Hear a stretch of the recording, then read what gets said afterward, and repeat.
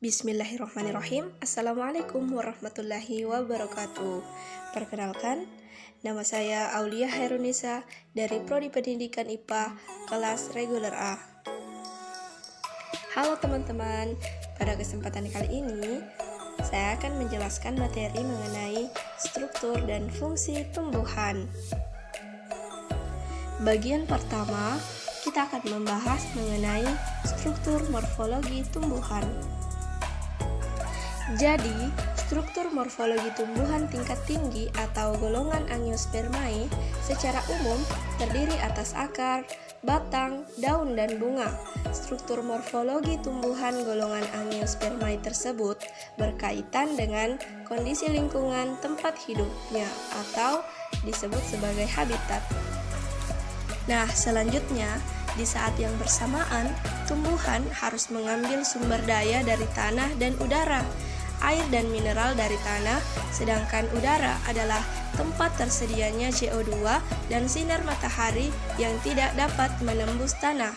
Oleh karena itu, tumbuhan memiliki sistem akar yang berada di bawah permukaan tanah dan sistem tunas yang berada di atas permukaan tanah. Setiap sistem saling membutuhkan satu sama lain. Nah, selanjutnya, bagian kedua, struktur anatomis organ tubuh tumbuhan. Organ-organ yang membentuk tubuh tumbuhan Angiospermae terdiri atas akar, batang, daun, dan bunga. Setiap bagian tumbuhan tersebut memiliki struktur dan fungsi yang berbeda-beda. Yang pertama, akar. Fungsi akar diantaranya yang pertama, untuk menambatkan tumbuhan ke tanah. Yang kedua, menyerap dan menghantarkan air dan mineral, dan yang ketiga, untuk menyimpan makanan.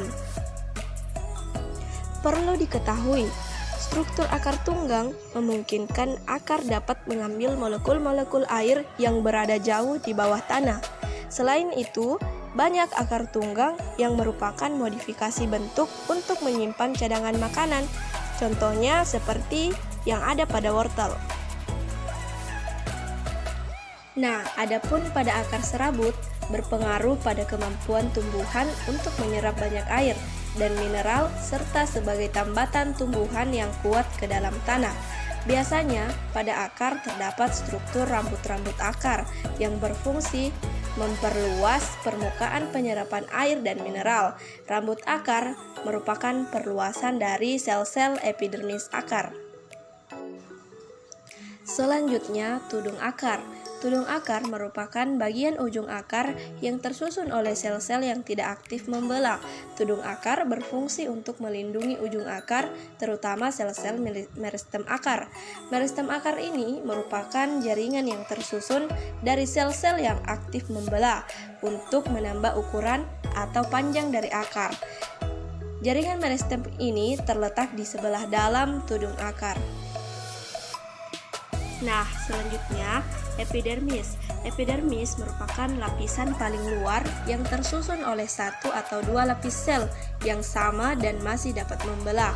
Fungsinya yaitu untuk melindungi bagian atau lapisan dalam. Epidermis ada yang membentuk rambut-rambut akar. Di sebelah dalam epidermis terdapat korteks dan endodermis sebagai penguat atau penyokong bentuk akar.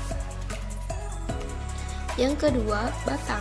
Secara morfologis, batang terdiri atas yang pertama, buku, yaitu tempat melekatnya daun. Yang kedua, ruas, yaitu bagian di antara dua buku.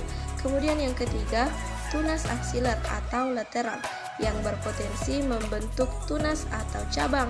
Kemudian yang keempat, tunas terminal atau ujung. Bagian yang aktif tumbuh dan berkembang membuat batang menjadi lebih tinggi. Fungsi transportasi zat mampu dilakukan batang karena adanya struktur jaringan-jaringan pembuluh, yaitu pembuluh kayu atau xilem dan pembuluh tapis atau floem. Secara anatomis, xilem tersusun oleh sel-sel panjang berupa trakeid dan unsur pembuluh. Jaringan pembuluh xilem dan floem sama-sama terdapat pada tumbuhan monokotil dan dikotil. Tumbuhan monokotil dan dikotil memiliki tipe pembuluh batang yang berbeda. Perbedaan itu terdapat pada susunan jaringan-jaringan pembuluhnya. Susunan jaringan pembuluh pada monokotil tersebar secara kompleks, sedangkan pada dikotil tersusun rapi dan berbentuk lingkaran. Nah, secara anatomis, struktur batang tersusun atas lapisan-lapisan jaringan. Lapisan paling luar adalah epidermis yang berfungsi sebagai jaringan pelindung, dan di bawahnya terdapat korteks sebagai jaringan penyokong. Korteks hanya ditemukan pada tumbuhan dikotil. Lapisan terdalam adalah empulur yang tersusun oleh sel-sel dewasa dan kuat sebagai dasar pembentuk batang. Kemudian yang ketiga, daun.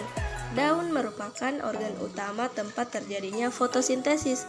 Fotosintesis adalah proses metabolisme pengubahan karbon dioksida dan air menjadi zat gula dan zat lain, serta oksigen dengan bantuan energi sinar matahari.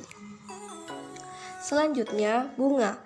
Bunga merupakan organ terpenting bagi tumbuhan, khususnya Angiospermae, karena bunga merupakan alat reproduksi dan berperan dalam pewarisan sifat.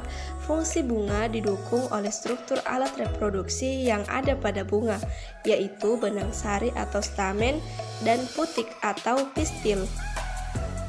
Nah, benang sari merupakan seperangkat alat reproduksi jantan yang terdiri atas bagian tangkai sari atau filamen, kepala sari atau anter, dan serbuk sari atau polen.